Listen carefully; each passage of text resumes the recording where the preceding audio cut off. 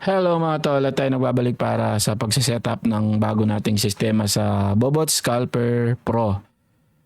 Ayan, punta muna kayo dito sa chide.net tapos make sure na meron na kayong na-receive na activation key para sa EA ninyo. Ngayon ang gagawin natin is visit dito at i-activate natin yung na-send ng admin sa inyo. Okay?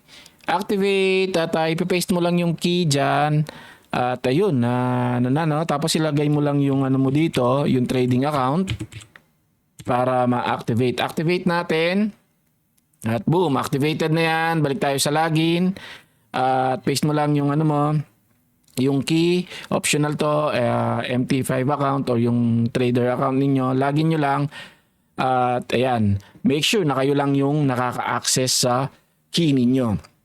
So, ito na siya ngayon, no?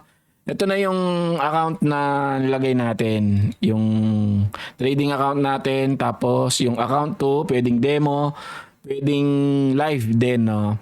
Pagka ninyo, nagkamali kayo, pwede naman kayo mag-request, no? Once lang yan. Yung kaya make sure na hindi kayo magkakamali. So, make sure na active din to. At yan, nandyan na lahat, no? So, pangalawang gagawin niyo is ida-download ninyo yung EA, which is ito. Download latest EA. Laging latest yung ilalagay natin dyan. Updated, no? Soon siguro maglalagay tayo kung updated na ba yung account niyo or hindi.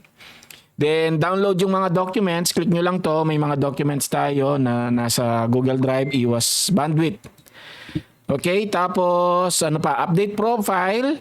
Kasi wala ka pang pangalan dito para mas siya, mas okay. Bobot Scalper. Tapos yung email mo, bobotboy@gmail.com. Save mo lang at boom, back to dashboard. Simple lang, no? Tandaan niyo itong mga tol. Itong MT5 web request kasi gagamitin natin yan, no? Itong tutorial na to nandito rin. Kapan mabibigay sa inyo to. Itong video na to. So, na-download mo na yung latest. Ako kasi na-download ko na kaya magkakaroon ng 1 yun, no? Ayan siya, na-download ko na. Delete natin to. So, since na-download na natin, punta tayo dito sa MetaTrader 5 na website para i-download yung MetaTrader 5. Ngayon, kung wala ka pa nito, ayan, ito. I mean, kung meron ka na nito, what I mean is kung meron ka na nito, hindi mo na kailangan i-download. Kahit sa broker mo ay merong available na MetaTrader 5. Pero ako dito sa generic tayo, no? Ngayon, since na-download mo na, ito yung lilitaw sa'yo.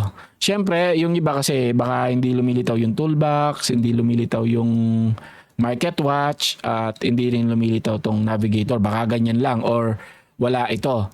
So, ang gagawin niyo is view, tapos toolbox, market watch, at ito, navigator. Minsan ganito yung litaw dyan kunwari, no, i-log out natin to. Or basta litaw dito is yung malaking letter lang na gold, ganon, or something na mga pairs. Kasi hindi ka pa naka-login nun. So, ang gagawin mo para makapag-login dito, minsan kasi wala pang account yan, di ba? Kung walang account, punta ka lang dito sa accounts, tapos right click, open an account. So, dapat alam mo yung alam mo yung pangalan ng, siyempre, usually alam mo na yan. Pangalan ng broker mo, no? Kunwari, Vantage yan. Kunwari, wala pa to kasi ako, meron na yan kasi nag-search na ako dati. Ayan, kunwari, wala tong mga to. Empty lang yan. Isa-search mo lang dito, Vantage, kunwari, no? Vantage International. Maraming lalabas dyan. May Vantage FX, may Vantage Global. Dito tayo sa Vantage International Group. Okay, dito tayo. So, pagka kinlik mo yan, next mo lang. Pagka lumitaw na yung broker mo, kunwari, hindi man Vantage, kunwari, XM. Ayan, next mo lang. Kahit ano pa yan, basta may next yan, click mo, tapos may makikita kang ganito. Ang gagawin mo dito is connect with an existing trade. Wag ito, Ilalagay mo lang dito yung login mo na nasa back office, pati yung password mo, at yung server. Yan na yung server, no? Dapat alam mo yan. Makikita mo yan sa back office. May mga iba't ibang server dyan kasi. Baka malagay mo sa wrong server tapos magtataka ka bakit hindi nagko-connect. So once na nailagay mo na yan, click mo lang yung finish. So nandito na ngayon, kunwari, yung account mo. Ito siya, no? Yan, ito kasi naka nakalagin na ako. Kunwari hindi siya nakalagin, i-double click mo lang. Makikita mo naman dito, i-double click mo tapos lilitaw yung mga details diyan at yung server mo, yan demo lang to, no. Ilagay mo lang kunwari hindi demo, kunwari nasa pagka nilagin mo to, iba yung server mo, ganitong mangyayari. Pang sabi niya. So dapat tama, no, demo, lagay natin sa demo para bumalik. Ayun, no, bumalik na siya. Ngayon mga tol, i-attach natin ngayon yung yung EA natin, no. 'Di ba na na download mo kanina? Remember kung saan mo nilagay. Okay? Kunwari ako, ito nilagay ko na yan, no? I-copy ko lang 'to. Punta ako diyan tapos copy. Then punta ka dito. Make sure na-copy mo, ha. Make sure na-copy mo 'to. Kasi pagka hindi mo na-copy, wala kang ipe-paste. Right click mo, copy, ayun. Tapos punta ka dito sa MetaTrader 5, punta ka dito sa file, may makikita kang open data folder. Click mo lang 'yan. At dito may makikita kang MQL. Click mo lang at may makikita kang experts. Paste mo na. So pinaste ko na kunwari, ayan, no, replace ko na lang kasi na-paste ko na dati. So na-paste mo na, ngayon punta ka dito. Balik ka dito sa mga experts mo. I-refresh mo para much better. Refresh mo, may makikita kang nandiyan na yung Bobot scalper mo. Ito, no. So right click mo lang bago mo i-attach, attach chart. Pwede mong i-drag pero right click kunwari yan. No? May makikita kang common dito. Make sure na i-click mo to. Allow algo trading. Okay, ngayon dito sa input, may makikita kang license key. Dito mo ilalagay ngayon yung license key na dala-dala mo kanina or na copy mo kanina, dala-dala talaga. So, syempre wala na 'yun, no? Hindi mo na na-copy, no? Wala na sa wala na sa clipboard mo. Balikan mo lang yung website. Nandito naman yan, no? Copy, tapos copy, and then ilalagay mo lang dito sa ating personal license. Okay? Yan, ipipaste mo lang dyan. So, wag muna natin gawin yan. Later natin gawin, balikan natin. Punta muna kayo dito sa tools. Sa tools, merong tinatawag na yan, options, at may makikita kang dito yan mapupunta server, no? Tapos, punta ka dito sa expert advisors. May makikita ka dito na nakalagay na allow web request for list URL. Ito siya. Click mo yan. Kunwari, hindi siya nakaklik, no? Click mo yan. Ito kasi, by default, hindi naman naka-add tong mga to I-add mo lang ngayon. Okay? So, hindi ko alam paano i-delete to, no? I-add na lang natin, kunwari. Ayan. Click mo to. Na-click na yan, tapos click mo tong plus sign. Double click at i-paste mo lang yung makikita mo dito sa website. Ayan yung makikita mo, no? Copy mo. Copy. Actually, ito lang pwede na pero much better lagay mo na rin tong mga to. Copy mo lang tapos punta ka dito. Paste mo lang, yun na yun. Then okay, tapos or kahit i-click away mo lang. 'Di ba na i-paste mo na tapos may ilalagay ka pang iba. Click mo lang dito. Ayun, na-i-add na siya. No? I-delete na lang natin siguro. Allow natin. Tapos, i-delete na lang natin to kasi dumoble Okay? So, dumoble siya baka magkaroon ng problem. I-paste mo lang yung tatlo. Itong tatlong to. So, pagka na-i-paste mo na yan, click mo to, allow, tapos ilagay mo yung allow algorithmic trading. Yan, okay na yan. Okay na yan. Tapos itong mga to, okay na yan. Tapos, okay mo. Okay, ngayon pwede mo nang i-add si Bobot. Right click, attach. Again, ilagay natin yung key natin dito. Which is ito. Copy, tapos punta tayo dyan. Paste. Okay. Ayun, na-attach na siya mga tol. Alam niyo pagka mali yung pagkaka-attach mo diyan, mag-error lang 'yan. So yung mga pirated na nagbebenta, wag ninyong talakayin 'yon, talakayin. Wag ninyong tangkilikin 'yon. So ito na siya, no? Nailagay na siya. Ngayon makikita ninyo dito pagka nag-refresh kayo, yung account 2 nakalagay. Ayun siya. So activated na 'yan, hindi naman nanakaw 'yan, sa iyo lang 'yan dedicated. Okay? Ngayon, pagka, uy, gusto ko ng demo, parehong live account, i-request nyo lang. I-request nyo lang, click nyo lang to. Okay? So, ngayon, pag-usapan natin yung ano, dito na rin natin pag-usapan, total 10 minutes pa lang, no? Dito na rin natin pag-usapan yung mga, ano niya, yung mga keys, at saka yung mga inputs. Hindi keys, mga inputs pala.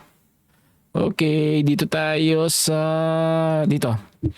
Ito yung mga input niya, no? Properties. Pagka nag-edit kayo ng ano, no, may i-edit kayong input, right-click nyo lang, tapos properties, lalabas na yan.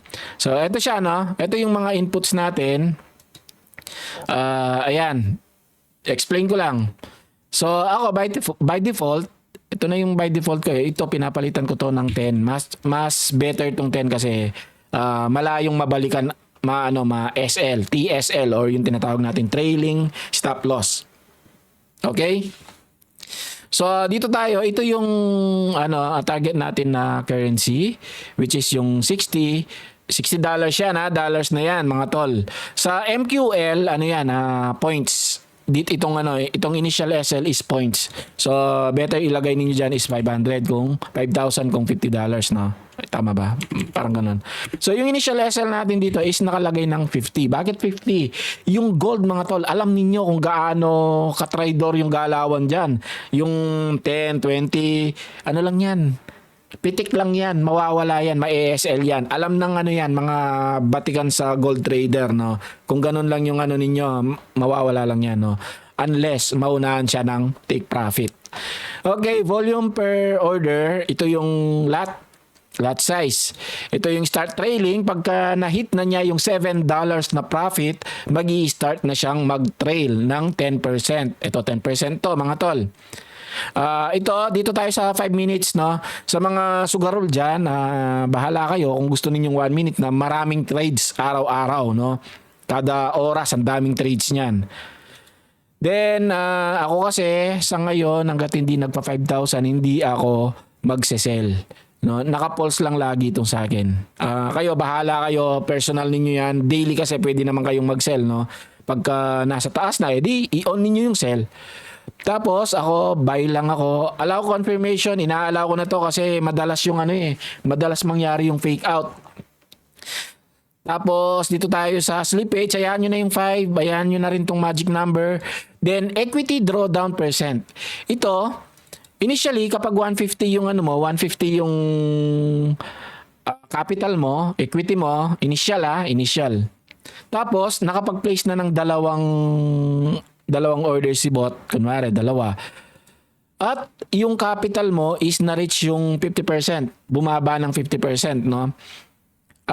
Lahat ay i-stop niya. So better alamin ninyo kung ano yung gusto ninyong i-risk dito, no? Kung gusto ninyong lahat 100, ilagay ninyo yung 100. Pero kung gusto ninyong kalahati, may matira pa, yun. So itong bot na to kasi hindi naman siya God's bot. Hindi siya basta-basta puro panalo lang. May talo to. Ina-explain ko na, mataas lang yung win rate sa mga iba't ibang date range, no? Pero merong talo dito kasi kahit dun sa mga backtest natin makikita ninyo may mga drawdowns yan. Okay? Equity per base lot. Ito, i-explain ko to, kailangan ninyong malaman to. Yung iba kasi hindi nila naiintindihan to. Equity per base lot. So kunwari meron kayong 200 na capital or equity. At nilagay ninyo dito is 100. Meaning, yung bot natin is makakapag-trade siya ng dalawa. Kasi nga, yung 200 divided by 100 is 2. So, dalawa.